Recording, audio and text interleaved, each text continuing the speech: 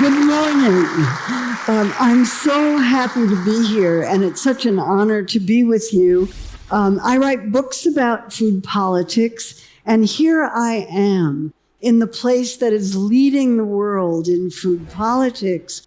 As you can see from the kinds of articles that we have in the United States, Chile is leading the world in dealing with unhealthy foods. Look what you've done. You've gone from a cereal box that has cartoons all over it to one that has warning labels to one that has the cartoons removed. And please note that this is a Nestle cereal, and I am not related.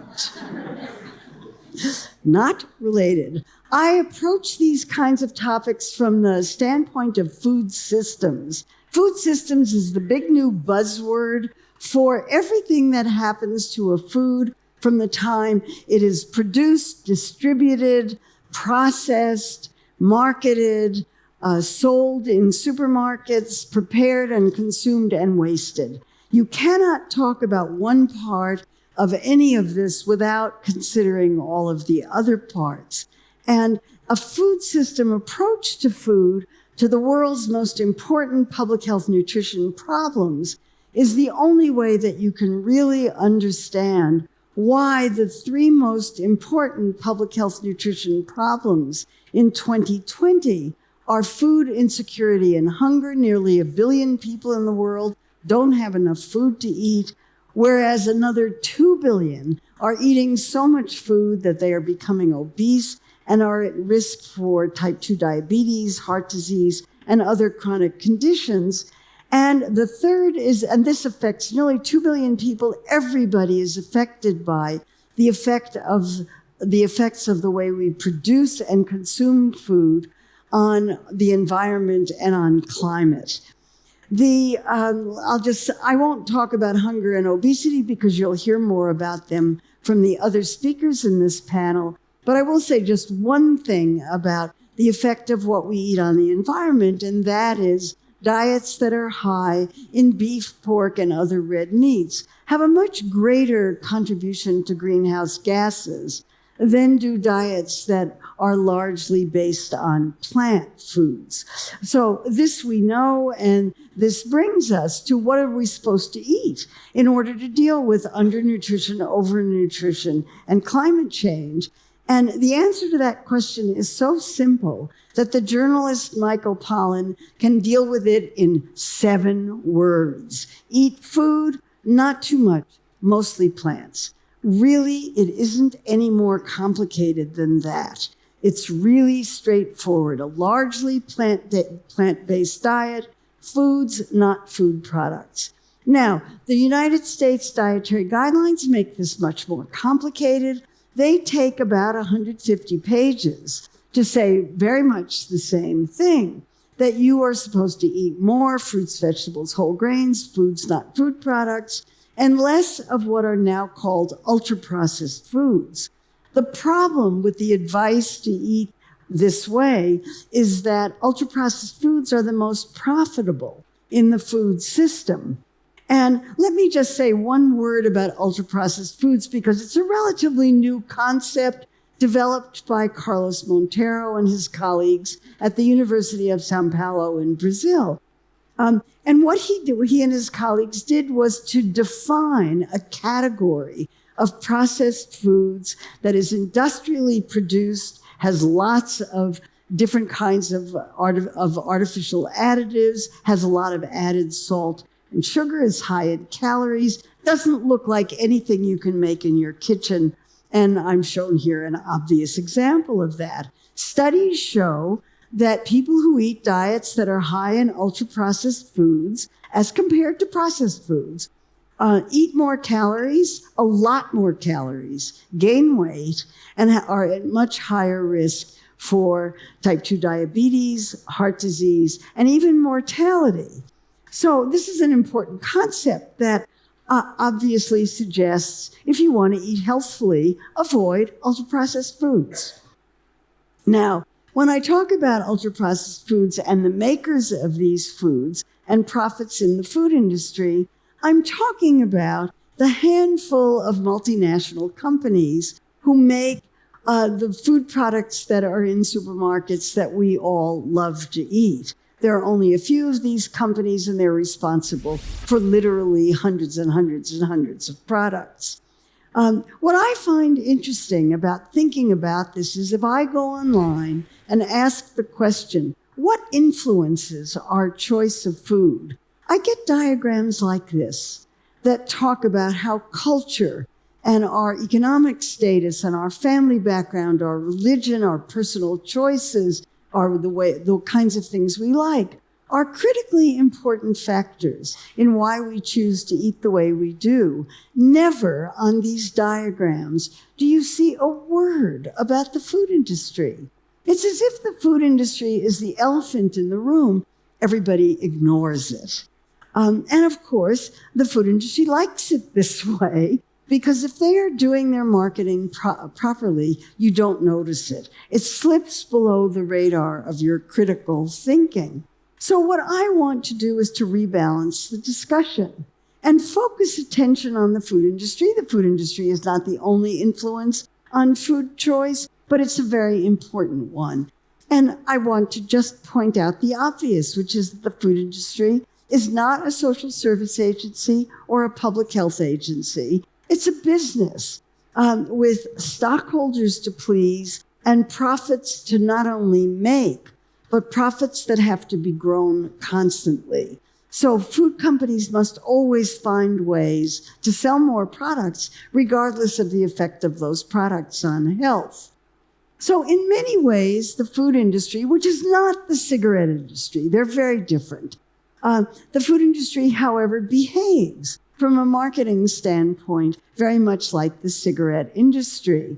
It casts doubt on the science. It blames personal responsibility. It's your fault that you eat the way you do. It promotes self-regulation. Please don't regulate us. Don't put warning labels on our products. And it funds research. And I became very interested in the funding of research. My most recent book, Unsavory Truth, was about how food companies fund science, partner with professional associations, influence advisory committees, and influence public policy about nutrition. I got interested in doing this book because I run a daily blog, foodpolitics.com, on which I started posting studies that I ran across in the literature that were sponsored by food companies, and I looked to see what kinds of results they had. And at the end of a year of doing this, I found 168 studies that had been funded by food companies, and of those, 156 came out with results that were favorable to the sponsor's interest. They showed that the product was good for health.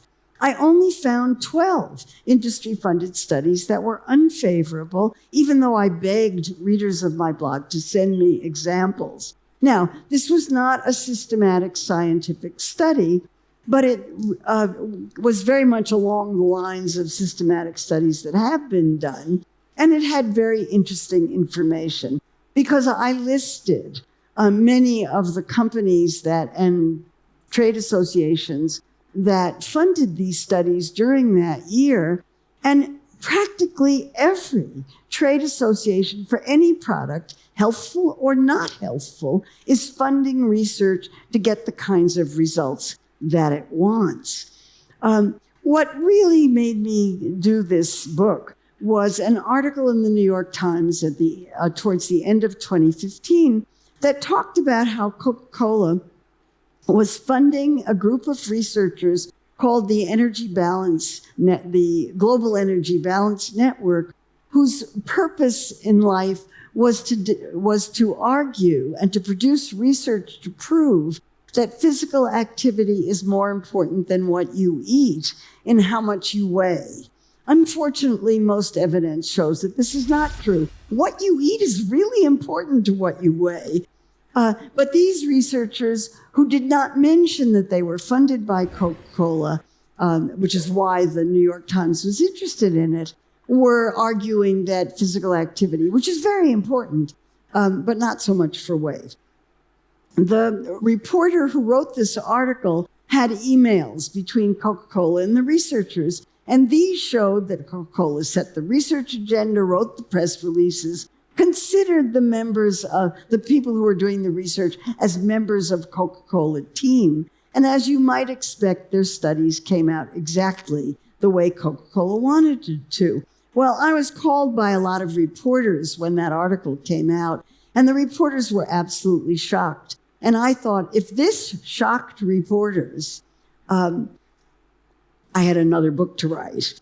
The article had another effect, and that was it embarrassed Coca-Cola enormously. And the executive director of Coca-Cola wrote an op-ed a week later for the Wall Street Journal saying, we're going to do better than this. We are going to go completely transparent and put on our website a list of every individual and group that we fund. And they did that. And they have done that ever since. And so you can go on the Coca-Cola website and find this and discover that between 2010 and 2018, Coca-Cola spent $147 million on partnerships and research. Now, their doing that was terrific from a transparency standpoint, and transparency allows analysis. And so a group of researchers at the University of California, San Francisco School of Medicine asked a very simple question. Let's collect all of the studies we can find dealing with the question, are sugary drinks linked to type 2 diabetes and obesity, and see what they say according to who funded them. And they found 60 studies, and of those studies, 26 said, no, sugar beverages have nothing to do with obesity and diabetes. 25 of them were funded by the industry. And then they found 34 studies that said, yes, of course, sugary drinks are linked to overweight and type 2 diabetes, and of those, only one was funded by industry. What a coincidence, huh? So why do food companies do this? Well, to cast doubt on inconvenient and unpleasant research, to be able to use this information to market products, to oppose public health initiatives, to put warning labels on sugary drinks, and to silence critics. And they're very good at that. And so what do we do about it? Well, as you'll hear from one of the other speakers in this panel, the Lancet, a British medical journal, came out early last year with 2 major reports on eating and what to do about unhealthful diets. And these reports make the point that we need diets that address all 3 of the public health nutrition problems. They must prevent food insecurity, promote nutritional health, and protect the environment at the same time. So the reports recommended personal dietary choices that would address all these problems.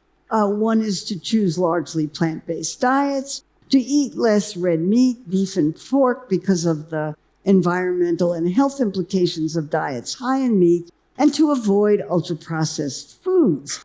But the reports also mentioned a number of policy initiatives. One is it's time to regulate the food industry. We need to end subsidies and tax breaks for food companies that are making unhealthful foods. Food companies should pay the externalized costs, the environmental and health costs of the products that they make. They should stop fighting public health initiatives. They should stay out of public policy. They should stop marketing to children. Please stop marketing to children. They should reveal political donations, and they should be held accountable for what they do. So there's our agenda for policy action. And I just want to say that I went to a supermarket here in Santiago the first day that I arrived, and I was absolutely shocked to see this Chocopic cereal with a cartoon on it.